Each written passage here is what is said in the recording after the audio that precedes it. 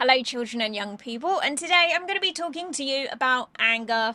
I haven't done any angry stuff in a little while now, and there's a lot of anger out there. So I think it would be a really good thing for us to take a look today at what is really going on behind your anger.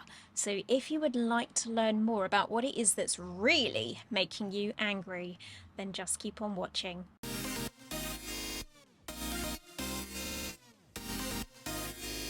Okay, today we are going to be talking about anger, one of my favorite subject areas to talk about because it is filled with so much energy and passion, and I get to work with it lots as an NLP for Kids practitioner.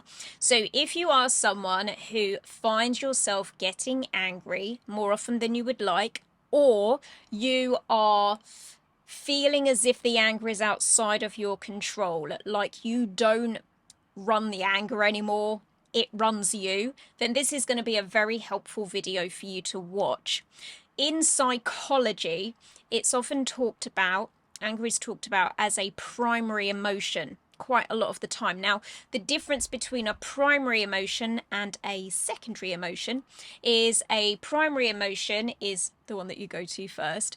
The secondary emotion is the response to the primary emotion. So, for example, someone might feel sad because they'd got angry. And that happens to quite a lot of people. Quite a lot of people feel real intense sadness after they've had an angry spell. So that sadness would be a secondary emotion. It comes second to the anger.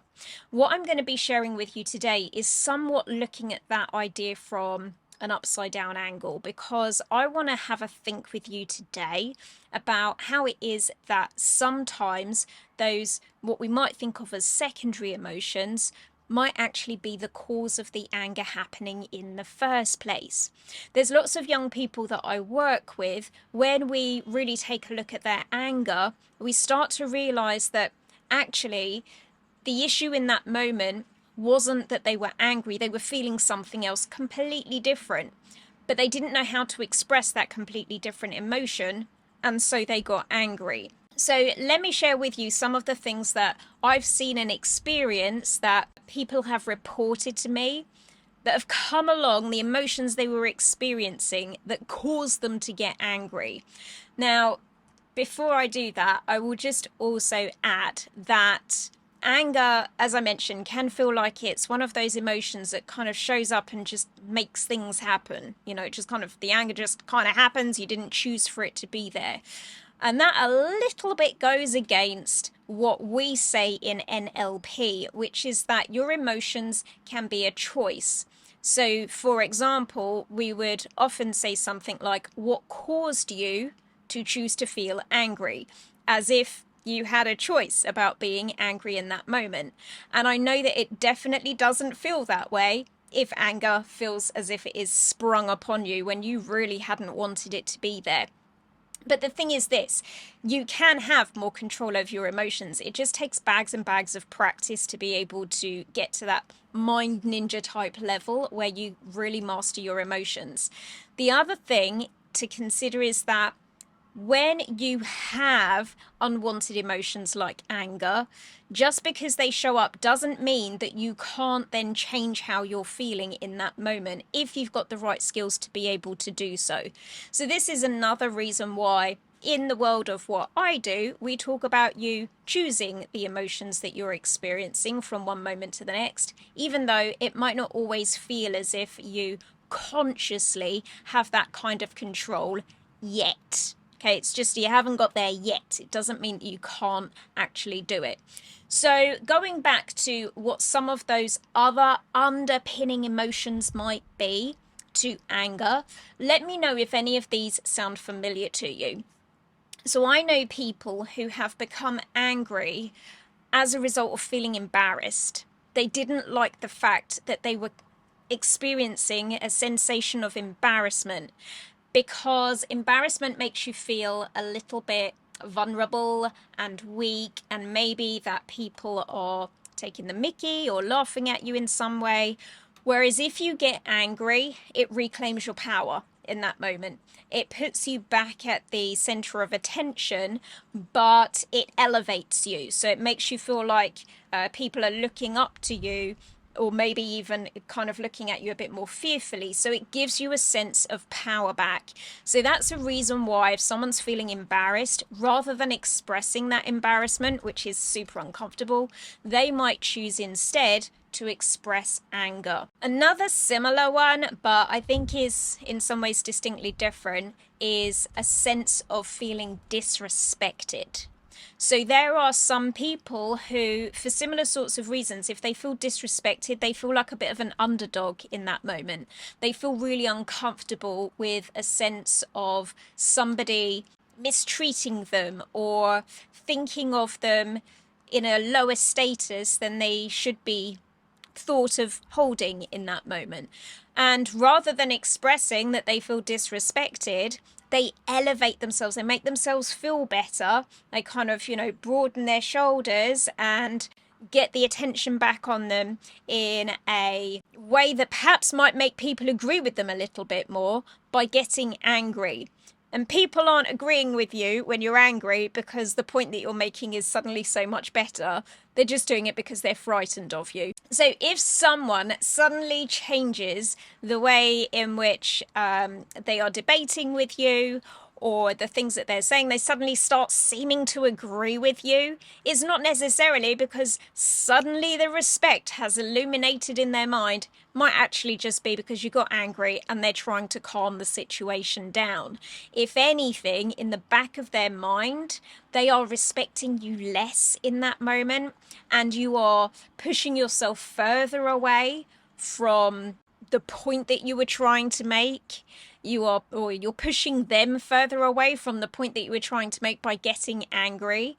And that agreement that they might show towards you is probably a false one. Another one that's similar to embarrassment is a sense of shame. So shame is different to embarrassment in my mind, in that if you're embarrassed about something, a few years later, you can talk about it and laugh at yourself because it was just embarrassing. It wasn't like deeply disturbing. Whereas something that makes you feel shame at the time brings about the same sorts of feelings as embarrassment, but they don't go away quite so easily. You are not going to be laughing and joking about something that made you feel ashamed in 1 year, 3 years, or 5 years' time. Shame lingers, it loiters, and it doesn't have the lightness, I suppose, that something that made you feel embarrassed does.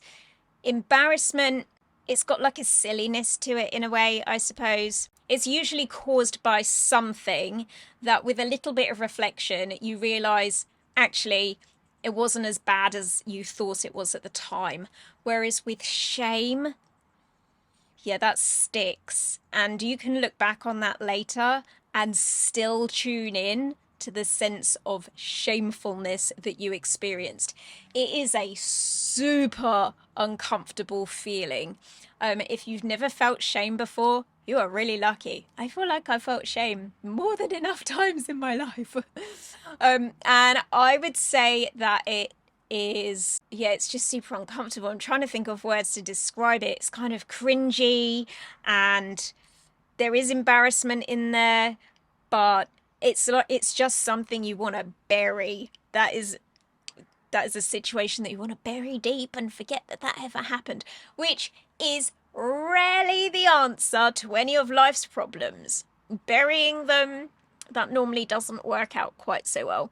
So in an attempt to cover up those feelings of shame, sometimes people will opt to getting angry. And it's for similar reasons that we've talked about already.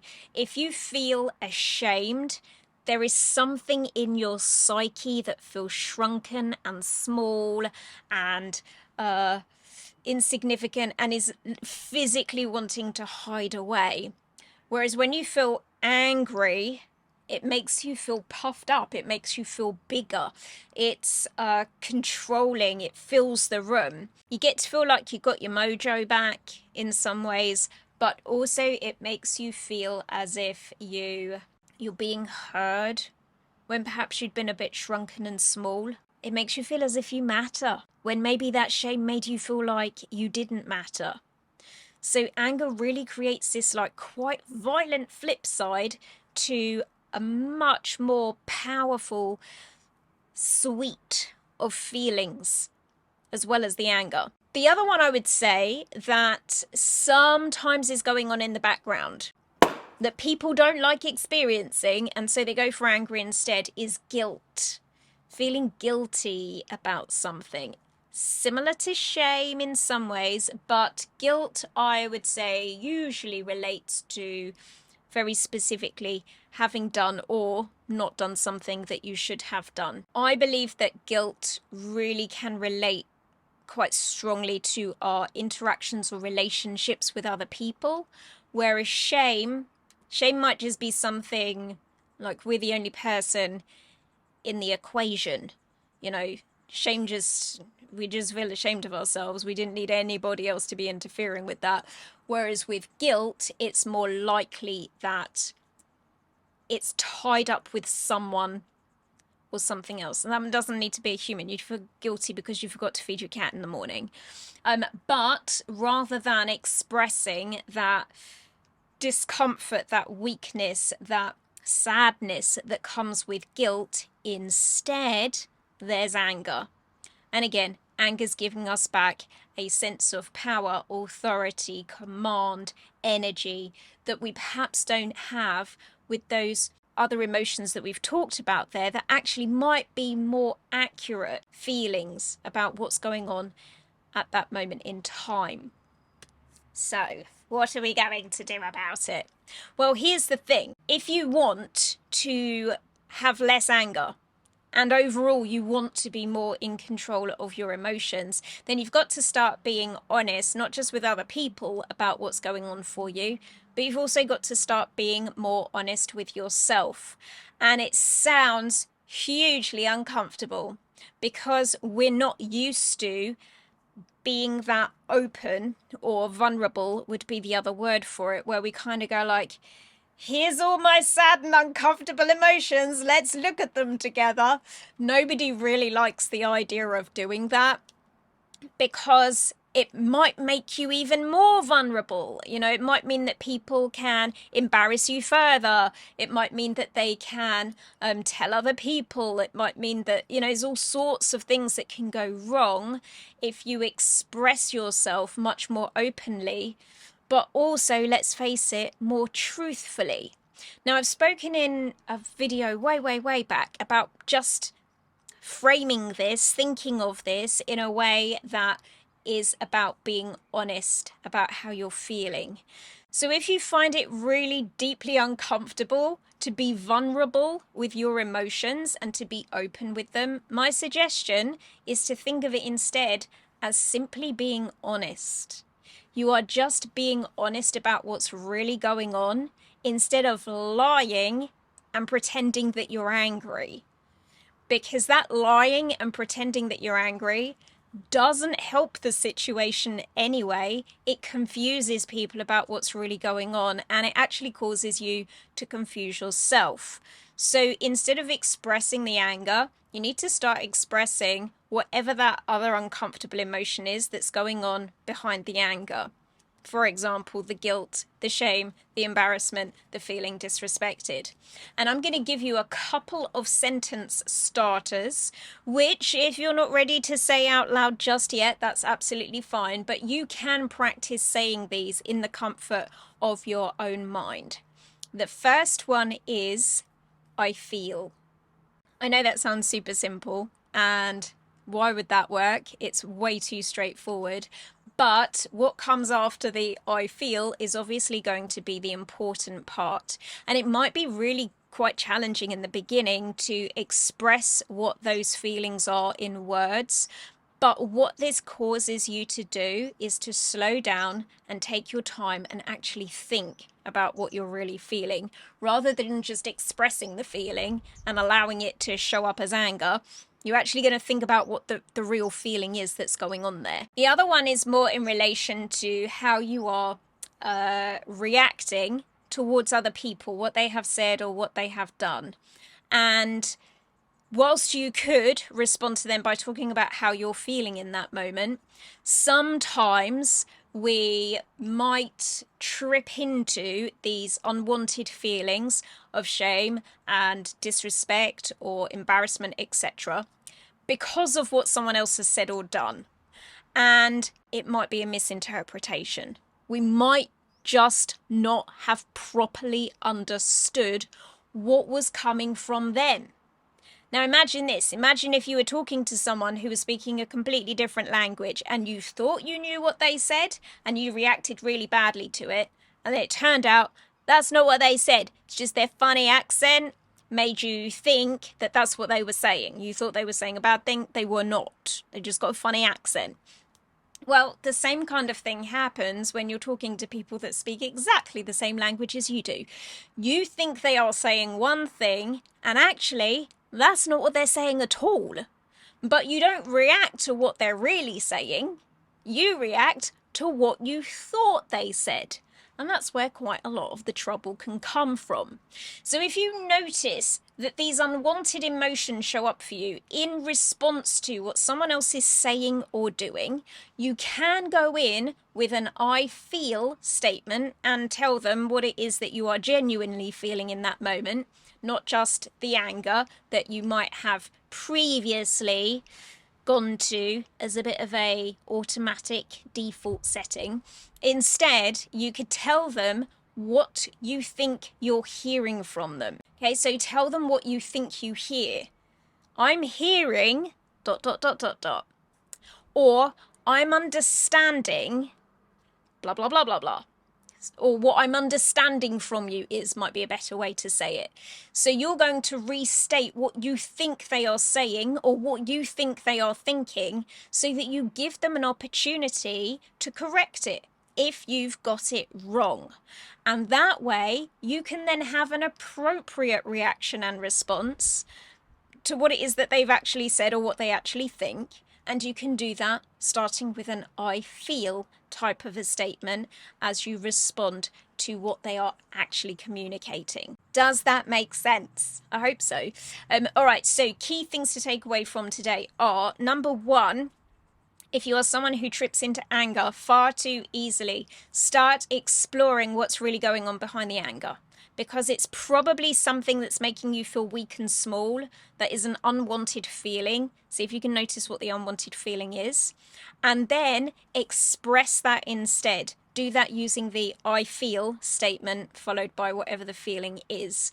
If your feelings are coming up as a result of your interaction with someone else, your conversation with somebody else, then you're going to be replaying to them what you think you've heard or what you think they think. What I'm understanding from you is this correct? And then if it is correct and you still don't like it, you can go back to the I feel statement and tell them about those uncomfortable, vulnerable feelings you're experiencing instead of tripping straight into anger. Now remember, if you are not quite on board with being open and vulnerable and those uncomfortable processes of telling people how you're really feeling, remember that all I'm asking you to do here is to just be honest. Instead of lying and covering up what you're really feeling with anger, just tell them what's really going on there. Take your time and think. There is no rush to get the words out, so slow the whole interaction down so that you're able to really figure out what's going on for you before you jump into expressing it. And that is everything I wanted to share with you today. I hope that was helpful. I'm going to give you a reminder to like the video, subscribe to the channel if you're not subscribed already. Click the notifications bell so that you get notified the next time I upload another video to the channel. But for now, thanks so much for watching, and I'll see you all on the next one. Bye!